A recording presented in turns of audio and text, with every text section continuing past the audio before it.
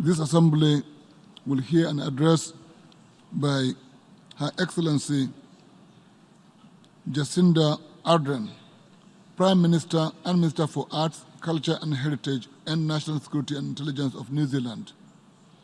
May I request protocol to escort Her Excellency.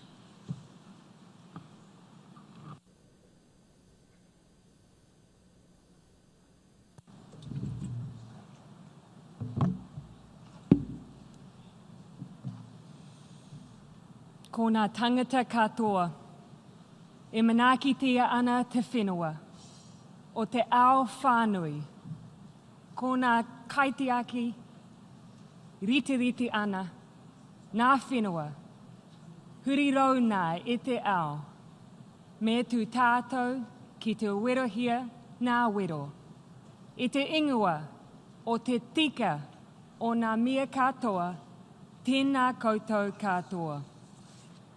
Mr. President, Mr. Secretary-General, friends, I greet you in Te Reo Māori, language of the tangata whenua, or First People of Aotearoa, New Zealand. And I do so not just because it is the same way I would begin an address if I were at home, but because there are challenges we face as a world that I know no better way to express. Māori concepts like kaitiakitanga, the idea that each of us here today are guardians, guardians of the land, of our environment, and of our people. There is a simplicity to the notion of sovereign guardianship. For decades, we have assembled here under the assumption that we narrowly cooperate only on the issues that overtly impact on one another. Issues like international trade rules, the law of the sea, or humanitarian access to war zones. The space in between has essentially been left to us. We, the political leaders of the world, have been the authors of our own domestic politics and policies. Decisions have been our own, and we have ultimately lived with the consequences. But the world has changed. Over time, we have become increasingly interdependent. We see more and more often domestic decisions that have global ramifications. Physical events have taught us that in obvious ways. Oil spills that show no respect for maritime boundaries. Nuclear accidents and testing, the impacts of which are never confined to the exact location in which they occur. But our interdependence, our connection, runs so much deeper than that. And experiences in recent years should lead us all to question whether any of us ever truly operate in isolation anymore. This is a question that we, the remote but connected nation of New Zealand, have been grappling with this year. There are things that we are well known for in New Zealand. Green rolling hills, perfect, you might say, for hobbits to hide in and for plenty of sheep to roam. We're known for manaakitanga, or the pride that we take in caring for our guests, so much so that it even extends to our most entrenched sporting rivals. And now we're known for something else, the 15th of March 2019. The day an alleged terrorist undertook the most horrific attack on a place of worship, taking the lives of 51 innocent people, devastating our Muslim community, and challenging our sense of who we are as a country. Now, there is no changing a nation's history, but we can choose how it defines us. And in Aotearoa, New Zealand, the people who lined up outside of mosques with flowers, the young people who gathered spontaneously in parks and open spaces in a show of solidarity, the thousands who stopped in silence to acknowledge the call to prayer 7 days later, and the Muslim community who showed only love.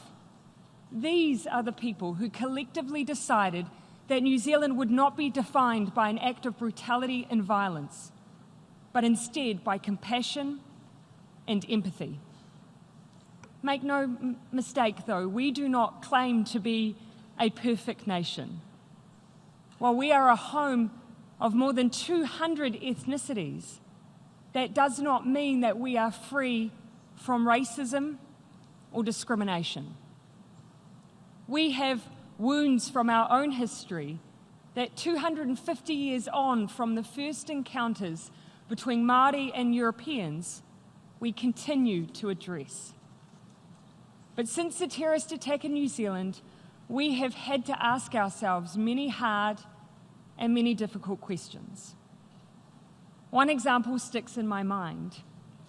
It was only days after the shooting, and I visited a mosque in our capital city. After spending some time with community leaders, I exited and walked across the car park where members of the Muslim community were gathered. And out of the corner of my eye, I saw a young boy gesture to me. He was shy, almost retreating towards a barrier, but he also had something he clearly wanted to say. I quickly crouched down next to him. He didn't say his name or even hello. He simply whispered, "Will I be safe now?" What does it take for a child to feel safe? As adults, we are quick to make the practical changes that will enable us to say that such a horrific act could never happen again. And we did that. Within 10 days of the attack, we made a decision to change our gun laws and banned military-style semi-automatic weapons and assault rifles in New Zealand. We've started on a second tranche of reforms to register weapons and to change our licensing regime. These changes will help to make us safer. But when you're a child, fear is not discrete, and it cannot be removed through legislative acts or decrees from Parliament. Feeling safe means the absence of fear, living free from racism, bullying, and discrimination, feeling loved, included, and able to be exactly who you are. And to feel truly safe, those conditions need to be universal. No matter who you are, no matter where you come from, no matter where you live. The young Muslim boy in Kilburnie, New Zealand, wanted to know if I could grant him all of those things. My fear is that as a leader of a proudly independent nation, this is one thing that I cannot achieve alone. Not anymore. In our borderless and technologically connected world, commentary on race, acts of discrimination based on religion, gender, sexuality, or ethnicity, they are not neatly confined behind boundaries. They are felt globally. The fact I received so many letters from Muslim children from around the world in the weeks after March 15 speaks to the power of connection. These children had no sense of distance. They may have never heard of New Zealand before March 15. They just saw an act of hatred against their community, and it felt close to them. Whether it is acts of violence, language intended to incite fear of religious groups, or assumptions about ethnicities to breed distrust and racism, these actions and utterances are as globalized as the movement of goods and services. Children hear them. Women hear them. People of faith hear them. Our rainbow communities hear them. And so now it is our turn to stop and to listen, to accept that our words and actions have immeasurable consequences, and to speak not only like the whole world is listening, but with the responsibility of someone who knows a small child somewhere might be listening too. The spaces in which we communicate, they are part of the challenge too, though. In an increasingly online world, we need to create spaces for the exchange of ideas, the sharing of technology and free speech, while also acknowledging the potential for this technology to be used to cause harm. March 15 was a staggering example of such harm and a deliberate effort to broadcast terror on a massive viral scale over the internet. The alleged terrorist didn't just take the lives of 51 people. He did it live on Facebook. In the first 24 hours after the attack, Facebook took down 1.5 million copies of the live stream video. YouTube saw a copy of the video uploaded at times as fast as once every second during the same period. The alleged terrorist used social media as a weapon. The attack demonstrated how the internet, a global commons with extraordinary power to do good, can be perverted and used as a tool for terrorists. And so what happened in Christchurch, as well as being a profound tragedy, is also a complex and ongoing problem for the world. And it's a problem we felt a sense of responsibility to do something about. So we sought to collaborate with the technology companies so integral to the solution. 2 months after the attacks, leaders gathered in Paris for the Christchurch Call, bringing together companies, countries, and civil society, and committing to a range of actions to reduce the harm this content can cause. In doing so, we have kept our focus on the deeper aim we all want: technology that unleashes human potential, not the worst in us. Yesterday, I met with Call supporters to check in on our collective progress. We announced that a key tech industry institution will be reshaped to give effect to those commitments, and we launched a crisis response protocol to make sure that we can respond to such events should they happen in the future. Neither New Zealand nor any other country could make these changes on their own. The tech companies couldn't either. We are succeeding because we are working together. And for that unprecedented and powerful act of unity, New Zealand says thank you. The centrality of technology in our lives, it's not the only example, though, of our increasing interconnection and our reliance on one another if we are to respond to the challenges we face. There is perhaps no better example of our absolute interdependence than the issue of climate change. When the United Nations Secretary General visited the Pacific region this year, he saw firsthand how countries that have produced the fewest greenhouse gas emissions are now facing the most catastrophic effects. In his words, to save the whole planet. In fact, 7 out of the 15 most climate-affected nations in the world sit within the Pacific region. Places like Tuvalu, with a population of just over 11,000 people, barely contributes to global emissions, but is paying the price for our collective inaction. Atolls so low-lying that in weather events, the water on either side of it can flow together and join at the narrowest points, engulfed by the sea.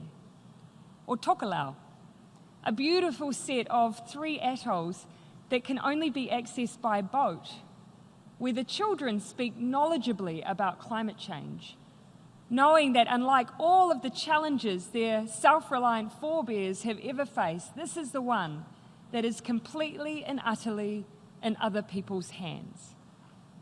Now, they have never met you, and nor you them, but I can tell you that their expectations on all of us are high.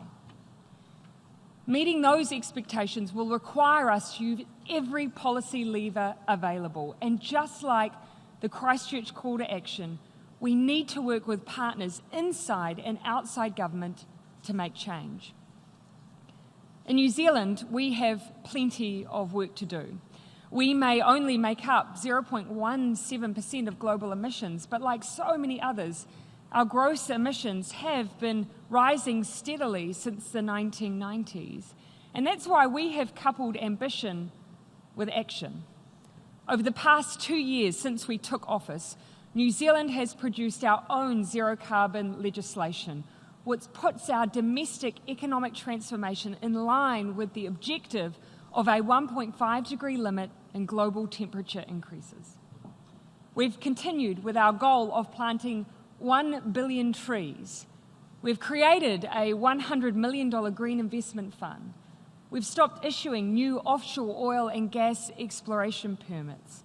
We're creating a plan to achieve 100% renewable electricity generation and to incentivize low-emission transport options. And we're supporting our Pacific neighbours with projects to increase solar power, reduce the use of diesel generators, protect coastlines, and stop seawater from entering water supplies. But some answers to the climate challenge are easier than others. The vast bulk of our greenhouse gas emissions, for instance, don't come from transport, energy generation or waste, but from one of the things that we pride ourselves on, our food production for the world. We know this requires us to adapt. In fact, our farming leaders have made their own commitment to cutting emissions from food production. Over the next 5 years, we will collaborate with farmers to build systems in New Zealand which every farmer will be able to use to measure, to manage, and to reduce their own farm's emissions. We are doing this because we are unique. Agriculture makes up nearly half of our greenhouse gas emissions, setting us apart from our OECD counterparts. But we won't stay out there on our own for long. When other countries cut pollution from traditional sectors like energy and transport, their profiles will start to look more and more like ours does today. New Zealand will never produce all of the food that the world needs, no matter how many sheep you may think we have. But we can produce the ideas and the technology that the world needs for everyone to farm and to grow in the most sustainable way possible. New Zealand is determined to do good and to be good for the world. And that is why we are also focused on tackling the billions of dollars that countries spend annually on fossil fuel subsidies, billions that could instead be spent on transitioning to new forms of clean energy generation. Despite commitments to phase out such subsidies by groups like the G20 and APEC, we are still struggling to see concrete action. It is time to do things differently. New Zealand will once more be calling on countries to support an end to fossil fuel subsidies at the 12th WTO Ministerial Conference in June 2020. And this week, New Zealand, alongside a group of like-minded countries, will also announce the launch of a new initiative that applies trade levers to climate-related goods, services, and technologies. It's time for trade deals to become a force for good on climate action. They need to stop allowing perverse subsidies that incentivize pollution and finally remove tariffs on green technology. Fossil fuel companies should no longer reap the benefit of subsidies that many, like our farmers and others, have been asked to give up. Without the billions in subsidies that go into the fossil fuel industry, green energy can compete on an even footing. It's both the most fair and economically consistent thing to do. My question is, will you join us? And this is where we return to the concept again that challenges our modern political environment. We are being asked to make decisions that are local, but with consequences that are global. And yet, this is what climate change requires us to do. This is what historically our commitment to the UN Charter and the Universal Declaration of Human Rights asks us to do. It's what standing up against acts of violence and discrimination asks us to do. Our globalized, borderless world asks us to be guardians, not just for our people, but for all people. There may have been a time when being unified under common challenges was an easier concept than it is today. But undeniably, we are living in a time where our greater reliance on one another has collided with a period of greater tribalism. Now, it would be wrong to assume that this is a new phenomenon. Research, in fact, has shown that humans are so inclined to form natural tribes that if you put a completely unconnected, diverse group of people into a room and flip a coin for each, those two groups will automatically form a suspicion of one another based on nothing more than heads versus tails. Scientist and writer Robert Sapolsky recently reminded us that humans organize, whether it's class, race, country, or coin flipping. There has always been a tendency to form us versus other. But he also asks the question, what if we change what us means? Instead of fierce nationalism or self-interest, we seek to form our tribes based on concepts that can and should be universal. What if we no longer see ourselves based on what we look like, what religion we practice, or where we live, but by what we value? Humanity, kindness, an innate sense of connection to each other, and a belief that we are guardians, not just of our home and our planet, but of each other. We are borderless, but we are connected. We are inherently different, but we have more that we share. We may feel afraid, but as leaders, we have the keys to create a sense of security and a sense of hope. We just need to choose.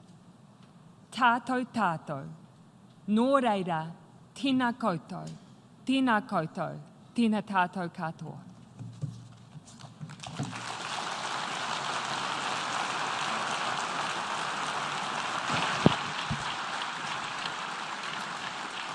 I thank the Prime Minister of New Zealand for her statement just made, and I request protocol to escort Her Excellency.